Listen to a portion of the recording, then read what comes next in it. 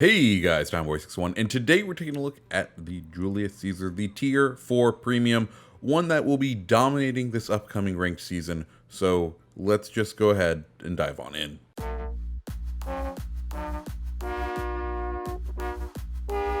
So, the Giulio Cesare. Let's go ahead and start off with those main guns. She has two 2x 320mm cannons and two 3x 320mm cannons as her main batteries. They have a range of about 14.7 kilometers with a reload around 30 seconds. Damage wise, they do about 4,500 with a HE and 9,700 with AP, with a 35% chance of firing those HEs. Overall, she has 45,500 hit points overall, with 6 to 280mm thick armor with a 30% torpedo reduction. Her secondaries are surprisingly strong. She has 4 2x100mm cannons firing HE with a max of 1,500 damage and 6 2x120mm cannons firing AP with a max damage of 2,000. Her maneuverability, her max speed is 27 knots with a turning radius of 640 meters. Her rudder shift speed is 13 seconds by default, but you can get it down to around 12.1 with a build. Finally, her concealment. She has a 12.7 kilometer detectability by sea, 10.6 kilometer detectability by air, and when in smoke, her firing detectability is 10.5. So now that we know a little bit about the in-game stats of this battleship, let's go ahead and talk about the real history. The Giulio Cesare is, of course, named after Julius Caesar. It was laid down at the Gio Onslow and Sea shipyard in Genoa on the 24th of June, 1910, and launched October 15th, 1911.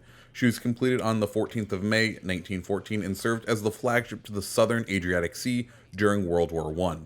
She saw no action and spent a little time at sea. Admiral Paolo Thon de Rivel, the Italian naval chief of staff, believed that the Austro-Hungarian submarines and mine layers could operate too effectively in the narrow waters of the Adriatic. The threat from these underwater weapons to his capital ships was just too serious for him to use the fleet in any effective way. And this is kind of ironic because it does provide a little bit foreshadowing to this ship's ultimate demise.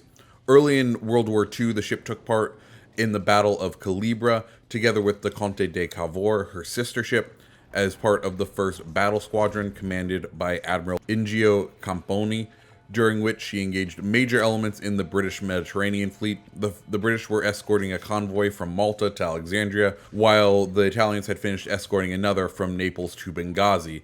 Admiral Andrew Cunningham, commander of the Mediterranean fleet, first attempted to interpose his ships between the Italians and their base at Taranto. Crew on the fleet spotted each other in the middle of the afternoon. The battleships opened fire at 3:53 at range of nearly 27 kilometers. The two leading British battleships, the HMS Warspite and the Malaya, replied a minute later. 3 minutes after she opened fire, shells from the Giulio began to straddle Warspite, which made a slight turn and increased speed to throw off the Italian ship's aim. At 4 o'clock, some rounds from the Giulio overshot Warspite and near missed the destroyer HMS Decoy and Hereward, puncturing their superstructures with splinters. At the same time, a shell from Warspite struck the Giulio at a distance of 24 kilometers. The shell pierced the rear funnel and detonated inside, blowing out a hole of nearly 6.1 meters across. Fragments started several fires, and their smoke was drawn into the boiler rooms, forcing 4 boilers offline as their operators could not breathe. This reduced the ship's speed to 18 knots. Uncertain how severe the damage was, Camponi ordered his battleships to turn away in the face of superior British numbers, and they successfully disengaged. Repairs to the Giulio were completed by the end of August, and both ships unsuccessfully attempted to intercept British convoys to Malta in August and September. On the night of November 11th, 1940, the Caesar and other Italian battleships were anchored in Taranto harbor when they were attacked by 21 Swordfish torpedo bombers from the aircraft carrier HMS Illustrious. Along with several other warships, one torpedo sank the Conte de Cavour in shallow water, but the Caesar was not hit during the attack. She participated in the Battle of Cape Spartivento on November 27th, 1940, but never got close enough to any British ships to fire at them. The ship was damaged in 1941 by splinters from a near miss during an air raid on Naples. Repairs at Genoa were completed then in early February. On February 8th, she sailed from the Straits of Bonifacio to intercept what the Italians thought was a Malta convoy, but was actually a raid on Genoa. She failed to make contact with any British forces. She participated in the First Battle of Sirte on December 17th, 1941, providing distant cover for a convoy bound for Libya, and briefly engaged the escort force of a British convoy. She also provided distant cover for another convoy to North Africa in early January 1942. The Caesar was reduced to a training ship afterwards at Tarantel and later Pola. After the Italian surrender on September 9th, 1943, she steamed to Tarantel, putting down a mutiny and enduring an ineffective attack by 5 German aircraft en route. She then sailed for Malta. When she arrived on the 12th of September to be interred, the ship remained there until June 17th, 1944, when she was returned to Taranto, where she remained for the next 4 years. After the war, the Caesar was allocated to the Soviet Union as part of war reparations. She was moved to Augusta, Sicily on December 9th, 1948, where an unsuccessful attempt was made at sabotage. The ship was stricken from the Naval Register on December 15th, and she was turned over to the Soviets on February 6th, under the temporary name of Z-11. She was then renamed the Novosibirsk after the Soviet city of that name on the Black Sea. The Soviets used her as a training ship and gave her 8 refits. In 1953, all Italian light AA guns were replaced by 18 37mm 70K AA guns in 6 twin mounts and 6 singles. Also replaced were her fire control systems, radars. This was intended as a temporary rearmament as the Soviets drew up plans to replace her secondary 120mm mounts with 130mm mounts, and the 100mm with 37mm guns. While at anchor in Sevastopol on the night of October 28th, 1955, an explosion ripped a 4x14-meter hole in the forecastle forward A turret. The flooding could not be controlled, and she capsized and was lost with 608 men on board. The cause of this explosion is still unclear. The official cause, regarded as the most probable, was a magnetic RMH or LMB bottom mine laid by Germans during World War II and triggered by dragging the battleship's anchor chain before mooring for the last time. Subsequent searches located 32 mines of this type, some of them within 50 meters of the explosion. The damage was consistent with an explosion of 1,000 kilograms, and more than one mine may have detonated. Other explanations for the ship's loss have been proposed, and the most popular of these is that she sank by Italian frogmen of a wartime special operations unit who were either avenging the transfer of the former Italian battleship to the USSR or sinking it on behalf of NATO. Eventually, the ship was then struck from the Naval Registrar of the Soviet Union, and she still sits at the bottom of the ocean. And yeah, that is the full history of this ship. I, for one, after learning this, kind of want to see the Caesar have an alternate premium ship as a Russian battleship. I feel like that could be really cool. But so let's go ahead and now dive on in to some regular gameplay with it, and we'll talk through a match in this thing. So here we are playing a game of domination. Nuremberg pops up there. We are on the left flank, so we're going to go ahead and head on out to the, I guess, west, you could call it. That Nuremberg pops up. We're going to try to hit him, and boom, we get a citadel. Nice. We take a good chunk of his damage. Now we're just going to start turning in because this Wyoming, he's firing at us. Doesn't do too much damage, thankfully. And we see where he is now. We're still going to try to take out that Nuremberg if he pops back up, because he's such low health now. If we can just take out, a cruiser with its high DPM, it's going to benefit all of us in this opening bit. Don't do too good there. We only get 1 shell to land. Get those back guns. Let's see if we get anything. Take a salvo from another cruiser or battleship. Teammate ends up taking him out, but hey, we're down 1 cruiser. We're up ships on this side now. Wyoming still firing at us. Does a decent salvo there. Go ahead and pop the heal. We do get, I think, 3 base heals, and I believe the commander I have on here gives us a 4th heal. So lots of HP to recover. We got the Trento. We know he has relatively light armor that our cannons should be able to punch through. And we're kind of headed behind this island, and this is where we kind of have to make a choice.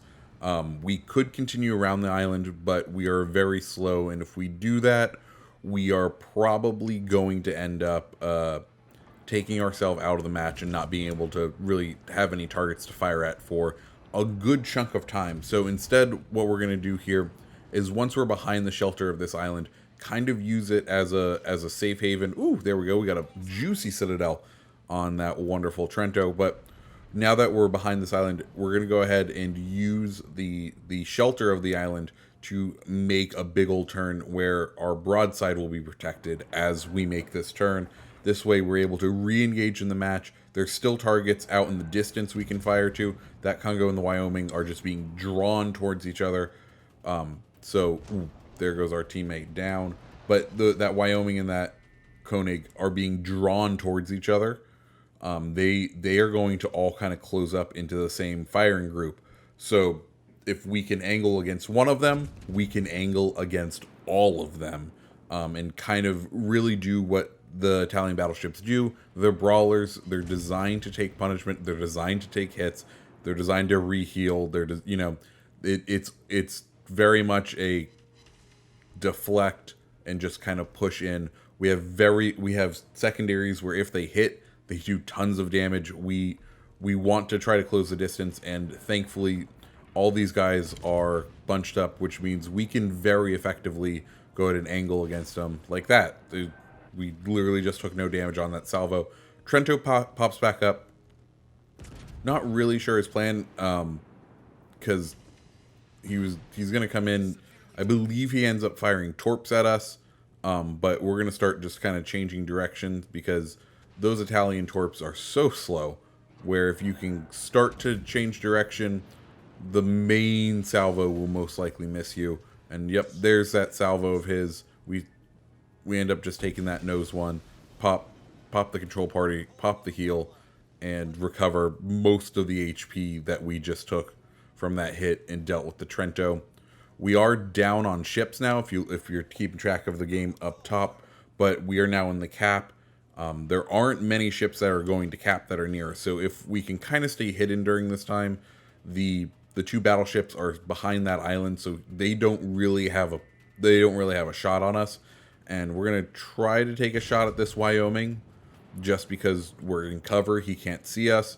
And if we hit, hey, it's just some bonus damage. We end up being kind of far off to his starboard side. We'll wait, get these guns turned, and see if we can get another salvo, because even now if he sees us, he doesn't have enough time to rotate his turrets and fire at us before we're going to take this cap. And at this point, we have now 2 caps in our advantage. We are starting to kind of score on this enemy team. Yes, we are down.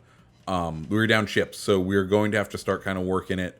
We're going to go ahead and turn out, try to angle for the Wyoming. If any of these battleships decided to put their butts in gear, be prepared for them around the corner of the island.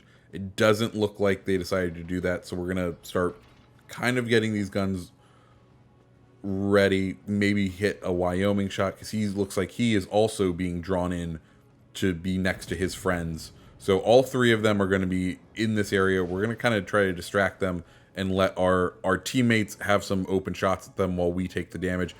Big potential for some big trouble right there, but thankfully only 1 shell from the Wyoming hits. So we're safe. Start turning in for the Koenig and take a decent hit there, but once again, we have the repair party. I don't know if you noticed, we have a ton of repair party charges, so we can go ahead and take these hits. It's okay. And now we're able to kind of angle and turn out and turn back in to try to take on this Koenig, and kind of just start whittling these guys down, because now they have an option. They can either angle against us or they can angle against our teammates. Hey, either one works. I prefer they try to angle against our teammates. That way we get the damage. But as long as we start taking out these ships, that's the important bit. And we're just going to try to start slowly, with each salvo taking a good 7-8K away from these ships. They're only getting about 1,000. Wyoming goes down. And now gives us the opportunity. We're going to go ahead and start turning. This is a risky play for us just because of the broadside. I didn't know what that other Wyoming was looking like, but now that our secondaries are going off, we have decent secondaries. They are 100 and 120 millimeter secondaries on this thing. So if we are able to hit them, we can do damage. It is, I think, a 1,500 and 2,000 damage secondary for maximum, which, you know, that's a decent punch from a secondary. That puts people down. And we can see we take out that Wyoming. We get 5 hits with our secondaries. Secondaries now going off on the Koenig. We are definitely distracting him, and our teammates are being able to take advantage of it, and it has played to our favor. We have about 10,000 health. We're going to use this last repair charge right here. But now, as far as the game goes, we've tied on ships, and we're about to capture B again, but we've secured this side of the map. The other side of the map did end up losing their engagements, but now we all are, you know, our little grouping of battleships and cruisers is now going to go ahead and push towards B and then C and see if we can go ahead and take out the rest of their fleet. So fast forwarding a little bit, just because there's a good chunk of travel time in there and it's kind of dead air, didn't want to really have to make you guys wait through that. So they have a Fuso, an Ismail, and a cruiser and some sort of destroyer over there.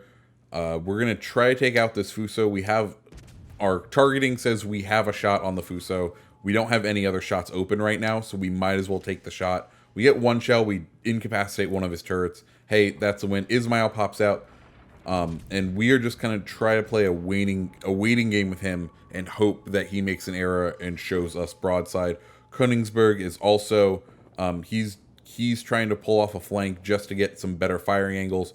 Once again, this team, their battleships are stuck together. I don't know if they put some magnets on or what, but their battleships want to stick together. So we're going to go ahead and try to exploit that. Fuso goes down. Königsberg, he's about to pop behind this island, get this shot off right before he pops back there. And it looks like we missed it, but, you know, we have a solid idea that he's just, like, full steaming ahead.